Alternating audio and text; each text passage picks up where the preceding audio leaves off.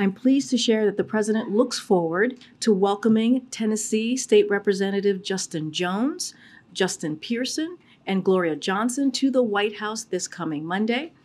Earlier this month, the president spoke to them by phone after they were subjugated to expulsion votes in the Tennessee State House for peacefully protesting in support of stronger gun safety laws following the shooting at Covenant School in Nashville. During that call, the president thanked them for their leadership in seeking to ban assault weapons and standing up for the democratic values.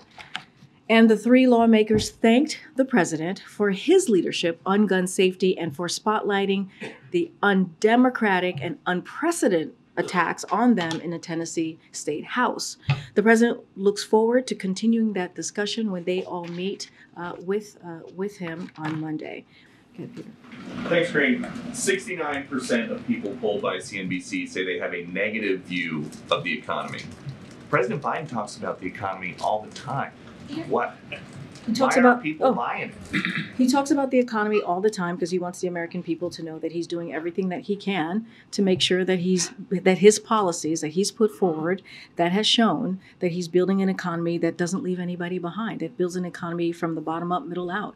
And he also talks about the economy. And when you hear him talk about the economy, he talks about how he's prioritizing making sure that we lower inflation. And that is where the American people are, meeting them where they are. He's going to continue to have that conversation. He understands how important that is for Americans, American families. And so he'll never shy away from that. I know you're reading a poll right now. That is one poll. But he's not going to stop talking about what the American people really care about, which is what are we doing here to make sure that we are addressing the issues and the concerns that they have. Okay, on China is setting up police stations in the U.S.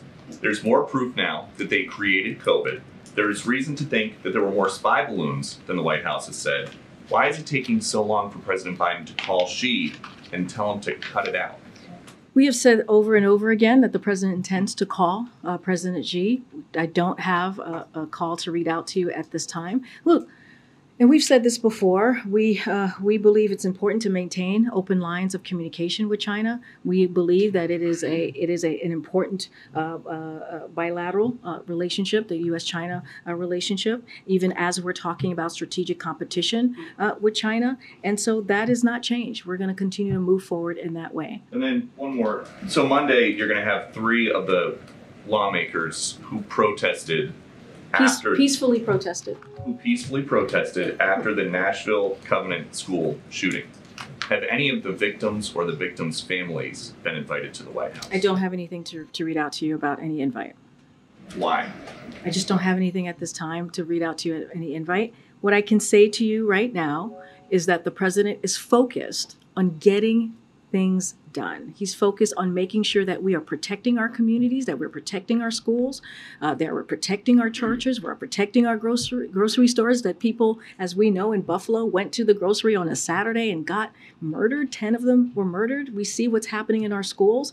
And that's why he's bringing these legislators here to have that conversation and to see what else can be done and to highlight that. That's what the president is using the bully pulpit for. That's why he continues to put pressure on Congress to get things done. Make sure that they're showing some courage, Republicans in Congress, to make sure that we're banning assault weapons. And so we cannot have weapons of war in our streets. We cannot have weapons of war in our schools.